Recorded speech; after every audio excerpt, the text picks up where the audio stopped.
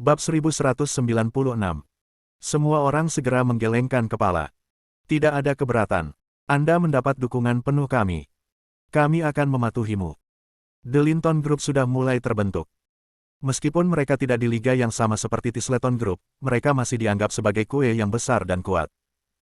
Ayo pergi. Clyde melambaikan tangannya. Ikutlah denganku untuk merebut Linton Group. Grup Linton. Setelah beberapa hari berduka dan putus asa, Lacey perlahan-lahan menerima kenyataan kejam bahwa Zeke telah meninggalkannya. Saat ini, dia menyematkan semua harapan dan impiannya pada kehidupan kecil yang mulai terbentuk di dalam dirinya sekarang. Dia tahu bahwa tidak mungkin dia bisa melupakan pria ini seumur hidupnya. Oleh karena itu, dia ingin melahirkan Little Williams sebagai bentuk kenang-kenangan. Beberapa hari ini, dia benar-benar fokus pada pekerjaannya. Dia akan menyelesaikan masalah admin di Linton Group dalam beberapa bulan ke depan sehingga dia bisa fokus pada kehamilannya setelahnya. Ketika dia bekerja, pintu tiba-tiba dipaksa terbuka. Itu Clyde, yang telah membawa 3 Tisleton keturunan dengan dia. Mereka mengambil tempat duduk mereka sembarangan dan tidak bisa berhenti rantai merokok. Lacey mengerutkan kening dan segera membuka jendela sambil menegur mereka. Silakan merokok di luar rumah jika Anda harus merokok. Asap rokok berdampak buruk bagi bayinya. Clyde berkata dengan dingin, Lacey Hinton, beraninya kau melawan perintah kepala keluarga. Hukuman macam apa yang harus kuberikan padamu? Lacey menjawab, Anda telah memanggil saya Lacey Hinton. Saya seorang Hinton, bukan Tisleton. Karena saya bukan bagian dari keluarga Tisleton, saya tidak perlu mematuhi perintah kepala keluarga. Apa pipi? Clyde semakin marah, darah Tisleton mengalir di dalam pembuluh darahmu, namun kamu mengatakan bahwa kamu bukan Tisleton. Ini penghujatan. Laki-laki, datang dan tangkap dia. Hari ini, aku akan memberinya pelajaran atas nama nenek moyang kita. 3 pria yang datang bersamanya segera melangkah maju dalam upaya untuk menguasai Lacey. Lacey benar-benar terkejut. Saya hamil, dan tidak mungkin saya tahan dengan perawatan ini. Saya bisa mengalami keguguran. Dia segera berteriak, keamanan. Keamanan. Silakan masuk sekarang. Penjaga keamanan muncul dengan cepat. Hentikan. Ini bukan tempat bagimu untuk melakukan apa yang kamu inginkan. Tersesat. Namun, sebelum mereka selesai berbicara, Clyde sudah mengambil tindakan. Dia mengirim kedua penjaga keamanan terbang keluar ruangan dengan 2 tendangan. Siapa kau sampai ikut campur dalam urusanku? Clyde adalah seorang praktisi seni bela diri ortodoks. Tidak mungkin beberapa penjaga keamanan biasa bisa menandinginya. The Tisleton dengan mudah mengambil kendali atas Lacey, yang tidak berani melawan mereka terlalu banyak dalam upayanya untuk melindungi anaknya yang belum lahir. Clyde berkata dengan dingin, anak bajinganmu mempermalukan Tisletons. Batalkan bajingan itu dan kita akan bicara. Ah, tidak. Lacey kehilangan kendali atas dirinya karena shock. Anak ini adalah satu-satunya makanan rohaninya saat ini. Jika sesuatu terjadi pada anak ini, dia lebih baik mati. Aku akan menandatanganinya, aku akan menandatangani kontrak. Lacey terisak keras. Huff, segalanya akan lebih mudah jika kamu bekerja sama dengan kami sejak awal, kata Clyde. Tanda tangani sekarang. Clyde melemparkan kontrak itu ke Lacey. Lacey harus menanggung kesedihannya saat dia menandatangani perjanjian transfer. Linton Group adalah hasil kerja keras Zeke dan Lacey. Sekarang, semuanya disiram ke saluran pembuangan. Setidaknya, dia berhasil melindungi anaknya yang belum lahir. Dunia akan terus berputar selama dia masih di sana. Setelah 10 bulan, akhirnya tiba saatnya dia melahirkan bayinya. Hannah, Daniel, Diego dan Faith semua datang untuk menemaninya. Itu adalah seorang gadis kecil. Alisnya sangat indah seperti Lacey, sementara mulut dan hidungnya mirip dengan Zeke. Emosi yang saling bertentangan muncul dalam 4 tetua. Sementara mereka sangat gembira dengan kelahiran bayi yang sehat dan cantik, mereka berduka atas kenyataan bahwa anak ini lahir dalam keadaan tanpa ayah yang menyedihkan. Bab 1197. Lacey lebih patah hati daripada mereka. Dia telah membayangkan adegan ini lebih dari sekali. Zeke akan melompat kegirangan melihat betapa cantik dan sehatnya bayi perempuannya, dan betapa miripnya dia dengannya. Namun, semua ini hanya bisa terjadi dalam mimpinya. Hannah memaksakan untuk tersenyum. Lacey, buatlah nama untuk anakmu. Lacey berpikir sejenak dan berkata, mari kita beri nama Missy Williams. Ini adalah nama yang sangat berarti. Anak itu akan mengambil nama belakang Zeke, Williams. Nama depannya Missy mewakili betapa dia merindukan Zeke. Sampai sekarang, Lacey masih belum bisa melupakan Zeke. Setelah 2 tahun, di perbatasan tenggara, ada mayat menumpuk di mana-mana sementara darah mengalir ke Sungai Merah Keruh. Asap yang mengepul diselimuti bau mayat yang kuat yang menyebar ke sekitarnya. Di tengah mayat, 2 sosok berdiri kuat dan tinggi saat mereka menuju ke arah musuh. Matahari terbenam menimpa mereka berdua, membuat mereka terlihat seperti berlumuran darah. Salah satu dari mereka memegang bendera sementara yang lain membawa peti mati di pundaknya. Meskipun mereka terhuyung-huyung karena cedera serius, mereka mengertakkan gigi dan bertahan. Mereka baru bisa menghela napas lega ketika tim penyelamat akhirnya tiba untuk membentuk garis pertahanan. Mereka berbaring rata di tanah, terengah-engah seperti ternak. Yang berbendera adalah Ares, Dewa Perang. Bangsa tidak akan pernah jatuh selama bendera itu terus berkibar. Yang membawa peti mati adalah Marsekal Agung, Zeke Williams. Tujuannya adalah untuk menciptakan ketakutan pada musuh. Terlepas dari risiko kematian, dia lebih suka dimakamkan di peti mati ini daripada kehilangan penjagaan atas garis pertahanan ini. Tentu saja, musuh mereka adalah Pike yang haus darah, yang memimpin sindikat Bloodsword. Mereka telah berselisih dengan mereka selama 3 tahun. Sepanjang periode ini, Bloodsword telah mengaktifkan serangan hiruk-pikuk yang tak terhitung jumlahnya, hanya untuk dihentikan oleh Zeke dan Ares. 2 hari yang lalu, Dewa Pembunuh Pike mengumpulkan semua anak buahnya di Bloodsword Syndicate untuk satu serangan lagi. Zeke memimpin timnya dan terlibat dalam perang berdarah dengan mereka sepanjang hari dan malam. Sementara musuh hendak dikejar dari perbatasan, dia tidak menyangka Pike akan mengundang 10 Dewa Perang untuk mendukungnya. Sekarang, situasi telah berbalik dan pihak Zeke tidak lagi menjadi pihak yang aktif. Mereka sekarang menjadi pihak yang pasif. Meskipun begitu, kekuatan tempur Zeke yang kuat masih memungkinkannya untuk menebas dan membunuh 10 Dewa Perang. Melihat bahwa dia sudah kehilangan keuntungannya, Pike segera melarikan diri untuk menyelamatkan hidupnya. Tentu saja, Zeke memiliki harga yang harus dibayar juga. Saat ini, dia merasa bahwa hanya ada perbedaan 1 langkah antara hidup dan mati. Ares tampaknya sekuat, jika tidak lebih kuat, dari Zeke. Dewa Perang lainnya akan benar-benar lelah setelah pertempuran selama 2 hari 2 malam. Namun, Ares tidak hanya bertahan, tetapi dia juga telah menebas dan membunuh para Dewa Perang bersama dengan banyak master lainnya. Saat ini, yang tersisa hanyalah keyakinan kuat yang menopang keinginannya untuk hidup. Puff, puff. Ares meludahkan 2 suap darah merah cerah sebelum berkata, "Menantuku." Enyah. Zeke menegurnya dengan tidak sabar. Tidak ada keluarga di medan perang. Ares tertawa terbahak-bahak. Hanya 1 permintaan. Kuburkan aku di perbatasan dan pastikan kuburanku menghadap pasukan musuh. Aku ingin mempertahankan perbatasan kita bahkan sebagai hantu. Zeke menarik napas dalam-dalam, jangan khawatir, kamu tidak akan mati. Kamu masih perlu mengasuh anak-anakku. Sindikat Bloodsword telah sepenuhnya dimusnahkan, hanya menyisakan Pike. Mereka sama saja sudah mati sekarang. Semuanya aman sini sekarang.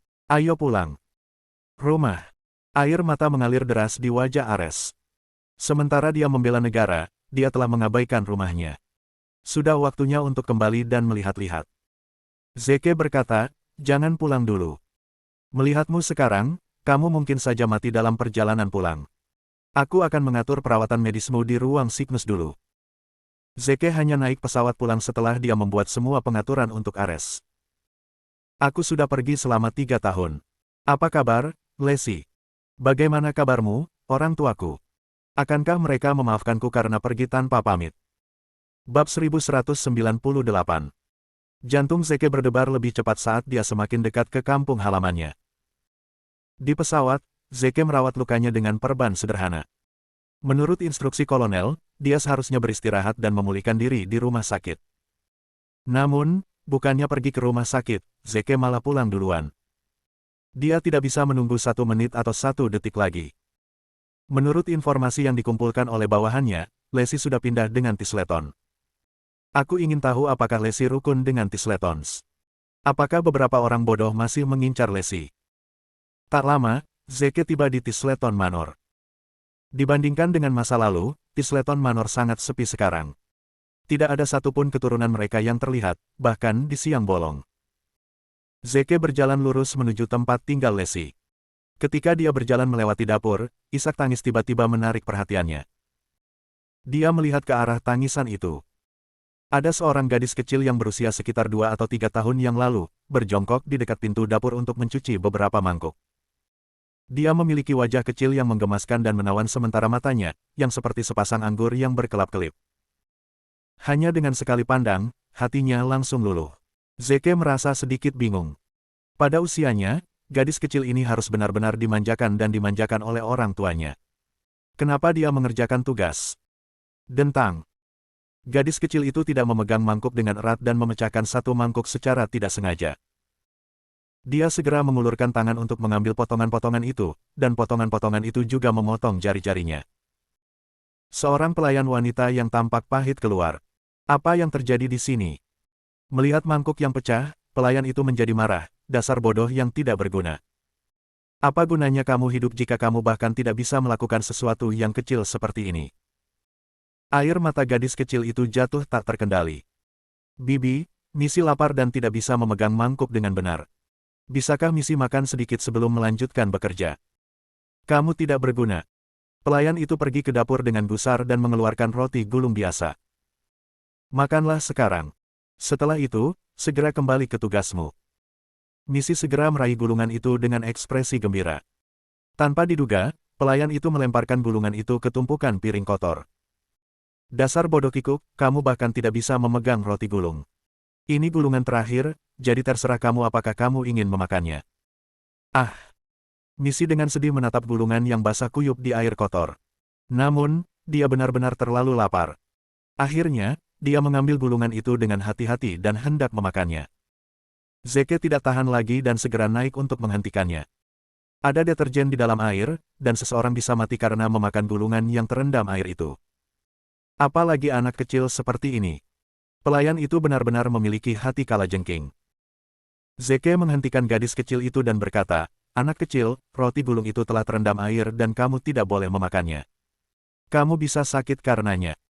Misi menjawab dengan sedih, "Misi lapar. Misi ingin makan." Zeke berpikir sejenak dan mengeluarkan biskuit terkompresi militer dari tasnya.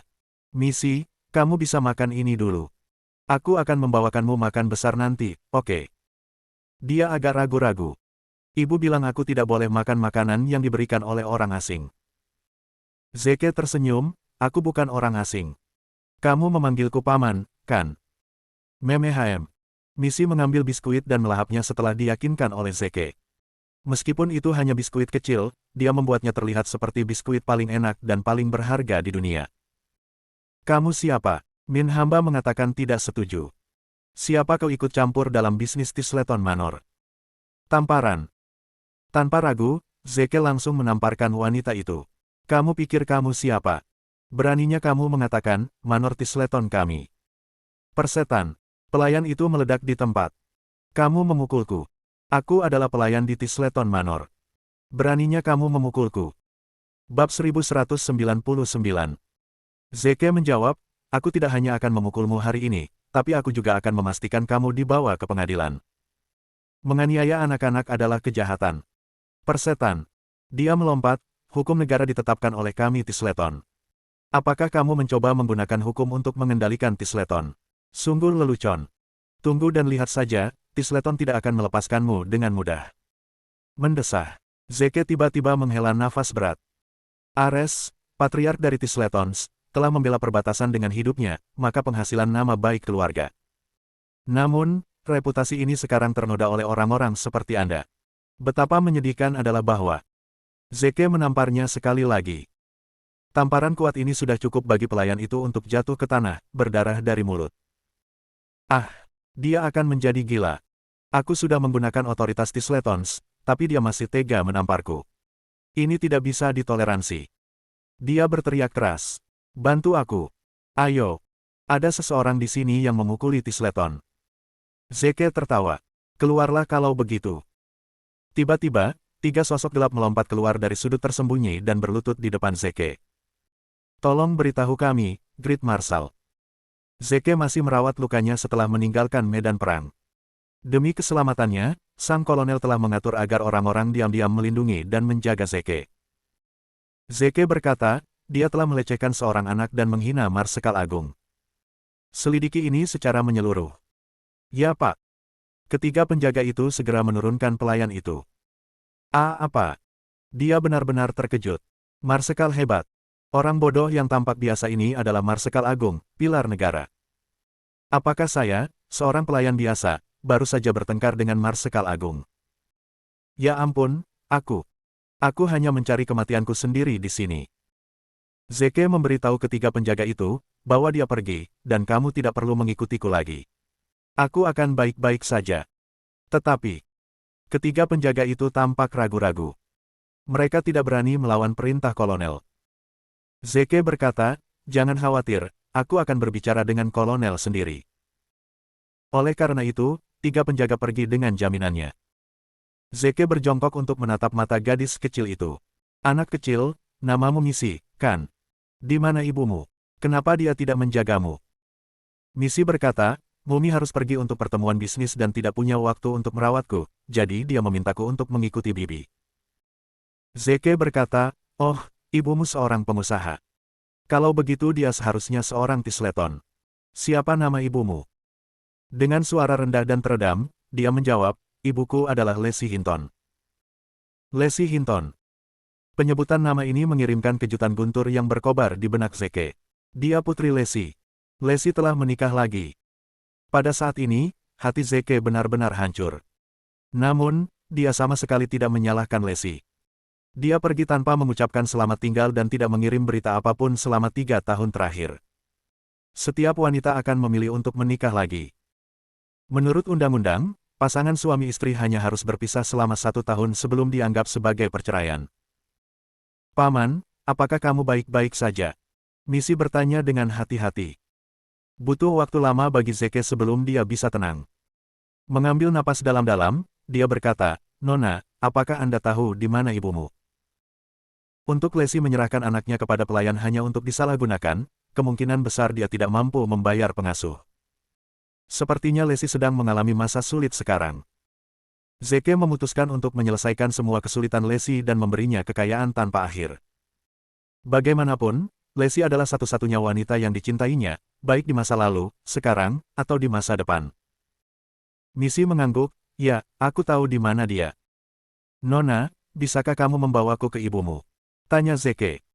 Baiklah. Bab 1200. Misi segera mengangguk, Misi juga merindukan Mumi. Mereka berdua masuk ke mobil untuk mencari Lacey. Dalam perjalanan, Misi berbisik, Paman, apakah kamu juga seorang prajurit? Zeke menjawab, ya, saya. Paman, ayahku juga seorang tentara. Tapi dia sudah lama tidak bertemu denganku. Paman, bolehkah aku memanggilmu ayah? Zeke merasakan kesedihan yang tak bisa dijelaskan muncul di hatinya. Sepertinya ayah Misi tidak bisa sering bersama Lacey dan Misi juga. Dia segera menyetujui permintaannya. Baiklah. Ayah. Mendesah. Zeke mulai menangis. Kalau saja dia Lacey dan putriku. Namun, ketika saya pergi 3 tahun lalu, Lacey tidak hamil. Tidak mungkin dia anakku. Di bawah arahan Misi, Zeke tiba di Balai Keselamatan. Salvation Hall adalah klinik terkenal di Ateville. Zeke mengerutkan kening. Apa yang Lacey lakukan di Salvation Hall? Apakah dia mendapatkan perawatan medis? Linton Group juga mencakup industri medis, dan mereka seharusnya dapat menyelesaikan sebagian besar masalah. Lacey tidak terkena penyakit yang rumit, bukan? Dengan tangan Misi di tangannya, Zeke berjalan ke aula keselamatan dengan gelisah. Dia segera melihat Lacey. Terlepas dari kenyataan bahwa dia masih mengenakan pakaian lamanya, dia masih cerah dan cantik seperti biasanya. Tidak ada yang bisa menutupi wataknya. Pada saat itu, dia sedang berbicara dengan seorang pria yang mengenakan jas. Dia memperhatikan bahwa dia sepertinya memohon kepada pria itu. Alih-alih menyela mereka, Zeke menemukan tempat dan duduk. Dia ingin mendengarkan percakapan mereka. Lacey berkata, Tuan Wood, saya mohon, Anda harus menyelamatkan putri saya. Jika Anda tidak membantu kami, tidak akan ada orang yang dapat menyembuhkan putri saya di sini, di Ateville. Tuan Wood tampak berkonflik. Tidak sulit bagiku untuk membantumu. Namun, hal yang sulit adalah kita membutuhkan obat mahal khusus ini untuk menyembuhkan putrimu. Bahkan aku mungkin tidak dapat memperoleh obat ini. Lacey segera berkata, Tuan Wood, tolong beritahu saya nama obat ini. Saya akan melakukan apa saja untuk mendapatkannya. Tuan Wood menghela nafas. Ini bukan hanya tentang uang. Ini adalah salah satu dari 10 herbal paling langka di Rahasia, Rhodiola rosea. Pernahkah Anda mendengarnya, Mes Hinton? Ses. Lacey segera merasa seolah-olah seseorang baru saja melemparkan seember air es dingin padanya. Rhodiola rosea. Ini adalah ramuan yang berada di bawah kontrol yang ketat oleh militer, dan itu dilarang dari penjualan pribadi. Ini bahkan tidak tersedia di pasar gelap. Ini akan menjadi tugas yang mustahil untuk mendapatkan tangannya di atasnya. Tiba-tiba, nada bicara Tuan Wood berubah. Nona Hinton, semua harapan tidak hilang. Saya tiba-tiba teringat bahwa mentor saya memiliki satu tangkai Rhodiola rosea di antara koleksi berharganya. Jika saya mohon, dia mungkin akan menjualnya kepada saya. Harapan tiba-tiba muncul kembali di Lacey. Tuan Wood, tolong. Anda harus membantu mendapatkan Rhodiola rosea. Sebutkan saja harganya, dan saya akan memberikan uangnya kepada Anda apapun yang terjadi. Tuan Wood berkata, bukankah saya sudah menjelaskannya? Ini bukan hanya tentang uang untuk ramuan ini. Setujui satu permintaan lagi, dan saya akan membelikan ramuan itu untuk Anda. Bagaimana dengan itu? Lacey segera bertanya, sebut saja Wood. Jika itu dalam kemampuanku, aku pasti akan memuaskanmu. Tuan. Senyumnya tiba-tiba menjadi sedikit ambigu dan dia perlahan meraih tangan Lacey. Tentu saja kamu lebih dari mampu untuk menangani permintaan ini. Yang harus kamu lakukan adalah berbaring di tempat tidur dan menyerahkan sisanya kepadaku.